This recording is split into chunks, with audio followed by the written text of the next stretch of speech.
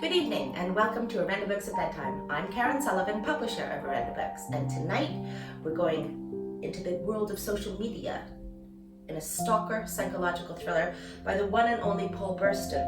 This is The Closer I Get, a chilling, thrilling, and all too realistic social media thriller about a blogger stalking an author. Now, this is partly based on a true experience, or inspired by a true experience of Paul's, which he wrote about very movingly and courageously in The Guardian, and I absolutely recommend that you go and look this up because it's quite extraordinary. But this, of course, is fiction, and it takes it one step further. And be prepared for some twists and turns and chills and thrills, and probably the immense desire to close all of your social media accounts. This is what it's about. Tom is a successful author, but he's struggling to finish his novel. His main distraction is online admirer Evie, who simply won't let him alone. Evie is smart, well-read and unstable. She lives with her father, and her social media friendships are not only her escape, but everything she has. When she's hit with a restraining order, her world is turned upside down, and Tom is free to live his life again, to concentrate on writing. But things aren't really adding up, for Tom is distracted, but also addicted to his online relationships, and when they take a darker, more menacing turn, he feels powerless to change things, because maybe he needs Evie more than he's letting on. This is a compulsive, disturbingly relevant, twisty and powerful psychological thriller. The Closer I Get is also a searing commentary on the fragility and insincerity of online relationships and the danger that can lurk just one like away. So Kaz Freer said, as perfect a thriller as you'll read all year. Angela Clark said, absurdly gripping and enough to unnerve anyone who has ever spent any time online. Alex Marwood said, a chillingly recognizable dissection of the toxic interconnections the internet can produce, a delicious tour de force. Mel McGrath said, compelling, creepy, and completely believable. And on the front we've got Lisa Jewell, brilliantly twisty, I loved it. So this is available now, and you can also get a limited edition hardback with sprayed edges from Goldsboro Books, and they're beautiful, and there are only, I think, 10 left, so grab them while you can. And over to you, Paul. Hello, I'm Paul. Welcome to my London lair. I'm going to read to you tonight from The Closer I Get. I'm at the age now where I have both long and short sight, so I can't actually read typeface this large in dim light. So I'm going to read to you from this printout, which has the same words in it, but bigger. The Closer I Get is told from two points of view. There's the author, Tom, and there's Evie, who is the admirer stroke stalker. And Evie opens the book, so tonight I'm going to read you some of Evie. So this is chapter 1, day 1. It was great seeing you today. You probably don't believe me, not after everything that's happened, but it's the truth. I'd never lie to you, Tom. I never have, not once. I'm not like the others. Sometimes I think I'm the only truly honest person left. We live in an age of such deceit, don't we? People lie all the time. It's second nature to them. Everyone is so afraid of appearing stupid or saying the wrong thing and offending someone. Everyone's so keen to make a good impression. Virtue signalling, boasting about their perfect lives on Facebook. Posting artfully posed selfies, filtered photographs of their dinner on Instagram. Social media has made liars of us all. Not me, though. If anything, I'm too honest for my own good. Maybe if I'd learned to hold my tongue more, we wouldn't be in this mess. But then I wouldn't be true to myself. I can't change the way I am, Tom, even for you, even if there's a price to pay. You used to admire my honesty. Refreshing, you said. A free thinker, you said. Did you change your mind? Were you humouring me when you said those things? I'd hate to think that you lied to me from the outset. That would make you a hypocrite, my darling. I probably shouldn't tell you this. I probably shouldn't be writing to you at all. But before we go any further and our words are twisted and taken out of context, I want to make one thing clear. I don't blame you. Honestly. I don't think you knew what you were getting yourself into. I don't think either of us did. Maybe if we had, we'd have done things differently.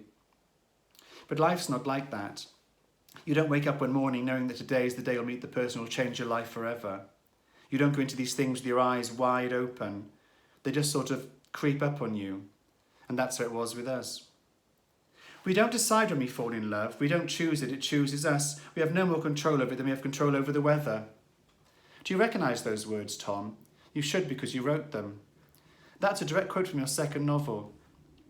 I wonder if you knew then how true those words were, or were you just trying them on for size the way some writers do? I suppose it's what critics would call literary style. I'm not a big fan of style myself. I prefer my writers to say what they mean and mean what they say, but as I think we've established, I'm not your average reader. I remember the night we first met. I don't wear makeup as a rule, but I made a special effort that night.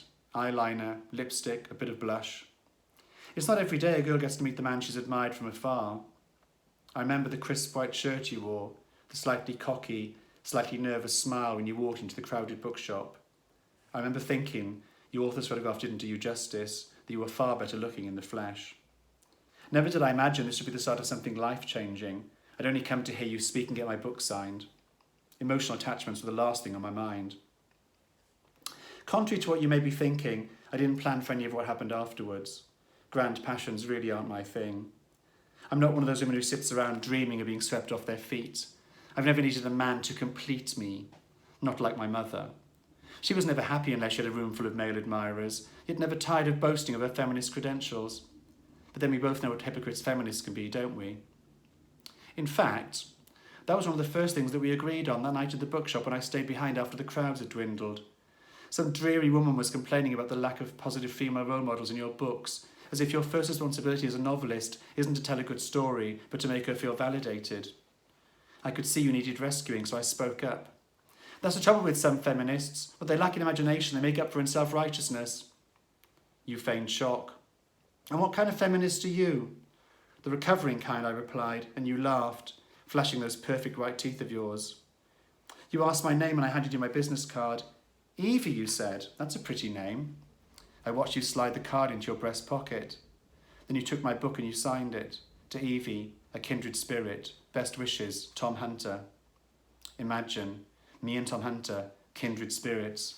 If only you'd known how thrilled I was. But I hid it well. I've always been good at hiding things. That was just the beginning. I'd been following you on Twitter for a year by then, but despite tagging you in several posts that praised your work, you hadn't followed me back. Clearly you had a change of heart that night. Did you check my profile before you went to sleep?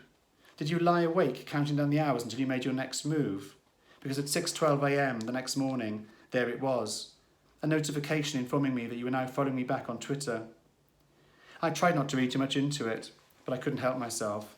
6:12 a.m. is a very intimate time to be expressing an interest in somebody. Most of us are barely awake at such an early hour.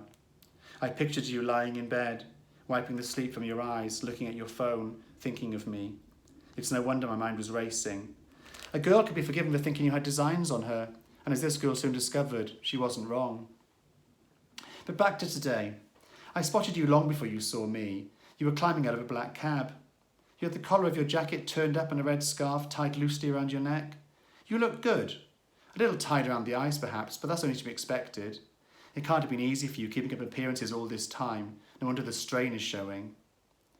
I assume that was her with you, Emma Norton, the one I'm obliged to refer to as the other woman. I must say, she looks nothing like her profile picture. She's obviously not a natural blonde, is she? Not like me. Dad says my hair is the colour of honey. The sweetness starts at the top of my head and runs through me like letters through a stick of rock. Was Emma the reason you blanked me today? I won't pretend I wasn't hurt by that. My lawyer said I shouldn't talk to you, but we're both adults, we can still be civil to one another. Just because someone studied law doesn't mean they're always right, does it? I've had injury lawyers cold calling me about car accidents that never even happened. That's how much faith I have in the legal profession. Remember when Morrissey wrote that song describing lawyers as liars? As a fellow fan, I'm sure you'll agree, he had a point. Listening to all the legal arguments today, I was struck by a number of things. One, what a mess we've made for ourselves. Two, what clever bastards those lawyers are. They twist everything, don't they? And three, wouldn't it be easier if we just sorted this out between ourselves? I know we tried once before. That night I waited for you outside your flat. Maybe if you'd asked me and instead of freaking out and calling the police, we could have resolved our differences there and then. We still could, you know. It's not too late. Why make this any harder than it needs to be? I'm willing to forgive and forget if you are. Promise me you'll think about it. Sleep on it and email me in the morning. And if I don't hear from you, At least I'll know where I stand, and I'll see you tomorrow in court. Yours, Evie. Thank you very much. Thanks so much, Paul, and thank you for listening. We'll see you next week on another episode of Orenda Books at Bedtime.